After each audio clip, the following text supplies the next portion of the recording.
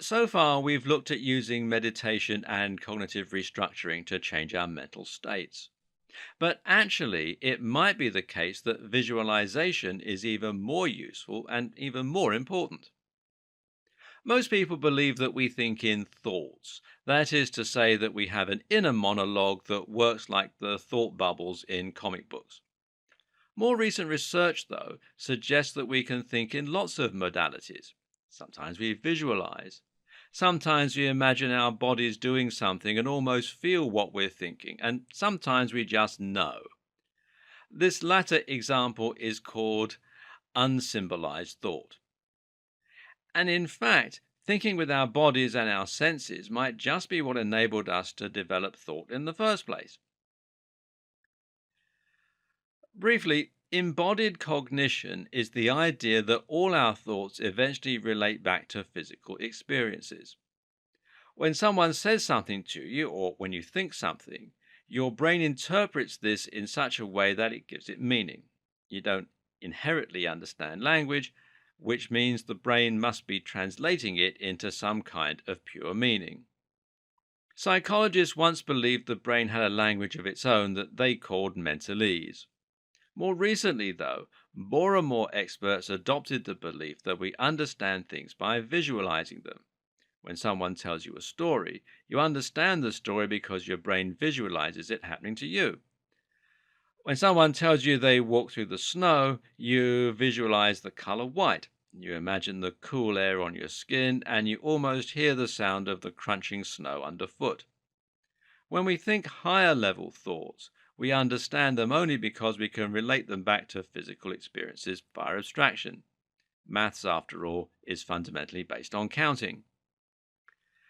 This is also consistent with the idea that areas of our brain light up during visualization, just as though we were actually engaging in the action. If you imagine swinging a golf club, then neurons relating to that movement will fire in your brain. As far as your body and your brain is concerned, that might as well be happening. So it makes a lot of sense to combine visualization with your meditation training and with your restructuring. Don't believe that visualization can trick your brain into thinking something is happening and thereby alter your emotional state? Then just try reliving your most upsetting moments or imagining scenes from a very sad movie. You'll start to feel incredibly sad in no time. A well understood way to use the power of visualization is to go to a happy place during meditation.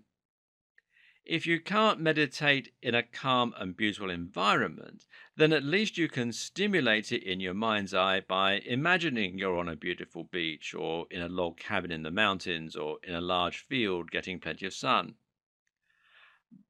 But you can also use visualization in order to alter your emotional state in other ways. For example, if you're struggling to focus on your work, then you might utilize visualization to create a little eustress to motivate you. To do this, you simply need to remember why you're doing the work and why it's important to you. So, let's say that you're working towards a presentation for a meeting. Visualize just how great it would feel to conquer that presentation and knock it out of the park. Then visualize what doing that repeatedly could one day lead to, a better career and a better salary, for instance. Now visualize the opposite. Imagine it going wrong and remember why it matters. You can do the same thing with almost anything you're struggling to focus on. By linking what you're doing back to the emotional hook and the reason you're doing it, you can much more effectively find the determination and drive that you need to complete it.